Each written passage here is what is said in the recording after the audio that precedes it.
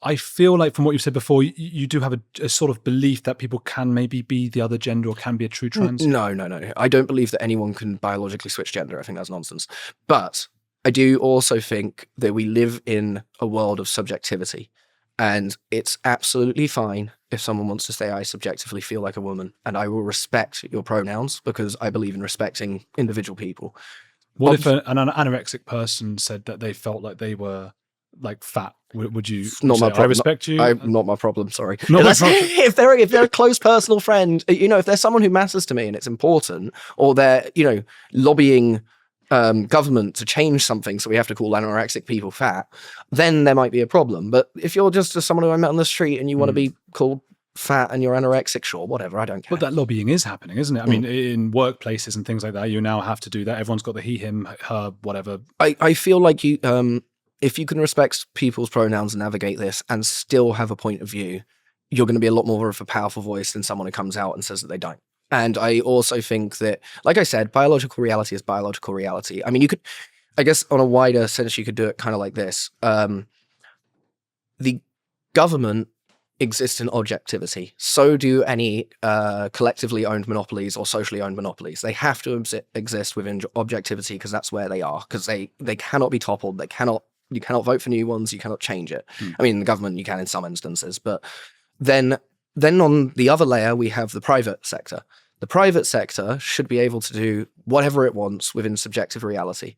And the subjective reality is that they can believe that a woman is a woman, or they can believe that a trans woman is a woman. And then you as the consumer can choose whether you want to shop there or whether you want to use that. And then within the private sector and people's ideas, we will see who is right over time. But there's a strange thing going on whereby businesses are doing that and people are going, well, this isn't working for me. I'm not going to watch that Disney movie. They're not doing particularly well. And they're still pushing it out.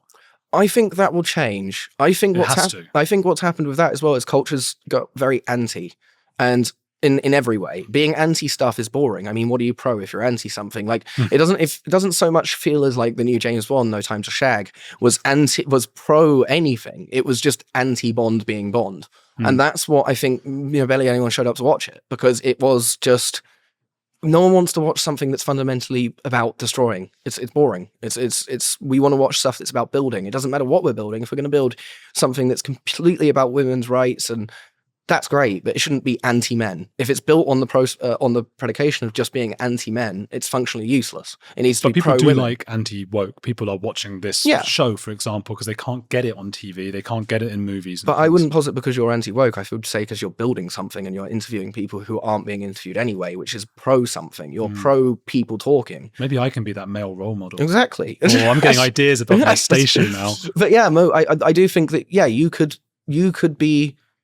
You are pro something by doing this. You're not anti, you might be anti-woke, you might think woke is bad, but you're giving people an option of what's better. Generally speaking, woke doesn't give people an option of what's better. It just talks about what was bad.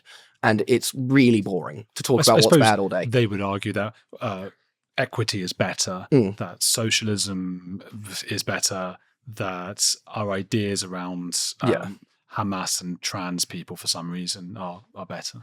Well, yeah, exactly. I mean, I'd argue whatever was better. I mean, going to socialism, I think that that's a very anti-ideology too. And I think just because you don't understand capitalism doesn't mean it's evil. And it's that whole thing with, for me, I come from Web3. I come from that sort of background. I've seen the free market work, and I've seen, in fact, activism-wise, I've seen some of the best protests ever be conducted within the free market. So if you look at the GameStop thing, that was one of the most effective pieces of activism that we've seen, since Occupy Wall Street. Was that the movie about the guy? That was the movie about it was the reality about the guy who... No, I live in a movie world. That was the movie about the guy who did... Roaring Kitty. He bought Seth he Rogen basically... No. So basically what happened is... he saw that they had over 100% short-sold a stock, GameStop. If it's over 100% sold, it means that you've sold more of it than can possibly be bought. So he said, hey, we can short squeeze this people. A short squeeze is where you force people to sell and then buy back at a higher price, which creates basically a feedback loop, which keeps the stock going up. This was organized on Reddit, and it became this big thing, and it ended up costing these investment firms like $8 billion. To the point where, Robinhood had to pretend and shut down. They had all of these things working against them. But to me, that is where the free market can be really effective in any sort of kind of activist sense. And that's what I think a lot of the, powers that be are more afraid of than any kind of argument about us talking back and forth too much, because that hurt their pockets. Yeah, some money talk. Yeah, and collective organization is something that happens in kind of crypto as well. And there we see protests too. I mean, the reason dogs with hats became worth $3 billion recently is not because people were buying dogs with hats. They thought it was funny and it was a meme. And to a lot of young people who were buying it, that was a middle finger to this broken system. And it was showing, hey, you know what? If we want that to be valuable, it's valuable. And some power, some power. And also it's even those ideas, those meme coins, when they're effective, when they're not scams or gambling, which is 99.9% of them are scams or gambling. But when they're effective and they're led by people who do have kind of a subliminal message, if you will, they do unravel our ideas of value. And they do show us that, hey, if dogs with hats can be worth $3 billion, what else can be worth $3 billion? It only takes the right momentum. It only takes the right, as they say, cult formation to make this sort of stuff happen. And yeah, these sort of groups organizing, these decentralized groups and doing something financial, that is real activism. It's all about control, feeling out of control. It's not nice feeling out. I'm sure from what you've told me about your own life, you must have felt very out of control many times. I felt out of control a lot. I used to have quite bad obsessive compulsive disorder, which is a symptom of that. You just have to switch the lights on and off just so I'm in control of the lights being switched on and off, that kind of thing.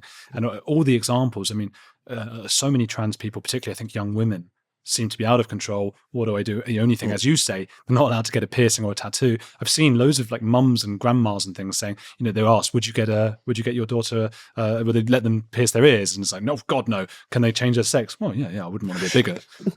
It's just a way of, it's the only way they're allowed to control anything. Is it shocking how easily you were able to get hold of hormones? Yes and no. I mean, the thing about my story is I did do it in Japan, and Japan is a hyper-capitalistic society. If they want to do something and you got the money, they'll let you do it. I feel like I was diagnosed by a doctor, and I do feel like he should have had a better gender dysphoria. Yeah, with gender dysphoria, and whether I mean technically I probably do have gender dysphoria, but I do think that the better duty of care is required than 10 minutes in a room with a translation box. And also the whole thing just felt very much, well, he wants it, give it to him. But again, it is hard to say because I was in Japan. I can't posit on the rest of the world my personal experience. So I do think some more care is taken. However, when you read books like Time to Think, you are shocked about the apathy that a lot of people do tend to display. But I couldn't put my experience onto anyone else from that point of view. So gender dysphoria, if you were born in a different time and place, do you think it's possible that a different kind of social contagion, they talk about the symptom pool, you might have taken something else, and it might have just been a feeling of severe unease, and it wouldn't necessarily be about gender? Yeah, I think so. I think when I was younger, when it first got it, it was more about not wanting to be male. I didn't want to be female. So it was about the anatomy. It was about having similar anatomy to the person that hurt me. So from that perspective, yes. But then it was a woman that hurt. No, a man. Oh, sorry. You didn't want to have I didn't want to have the same. Sorry. I didn't want to have the same anatomy as the person who hurt me. So it was, from that perspective, you could have looked at it as gender based. But I don't think even at that age I knew what gender was. So again, I feel like it's more of a physicalities thing than it is necessarily a gender thing, which then does pull it back into is a lot of this body dysmorphia.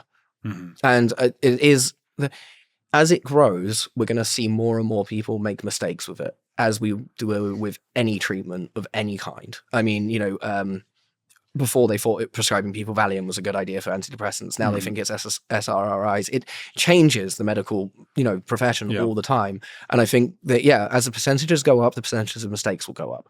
So one of the most important things I think is people be armed to look at this in a logical and flat way without all of this ideological stuff and actually know what they're getting themselves into.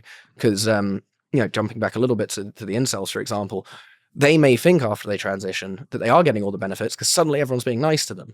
When in reality, it could be because they're kind of terrified of them, because if they say the wrong thing around them, they might lose their job. If they say and that's also not nice for them. I mean, you don't want these people walking around, everyone around them's in fear because they'll be like, why is everyone so nice to me at the office, but no one ever wants to go for drinks? Like it's going to actually create just as much loneliness, but it's going to be through this veneer of niceness.